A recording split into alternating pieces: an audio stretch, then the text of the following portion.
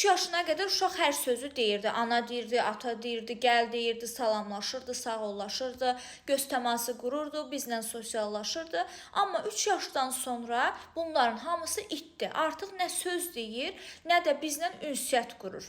Buna reqressiv, yəni geriləyən autizm deyirik. Belə ki, daha kiçik yaşlarda bu əlamətlər özünü göstərmir.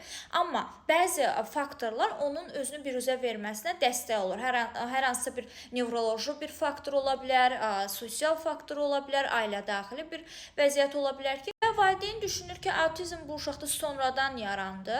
Amma belə bir şey mümkün deyil. Təbii ki, əvvəlcədən əslində uşaqda bu diaqnoz var idi, sadəcə özünü göstərmirdi.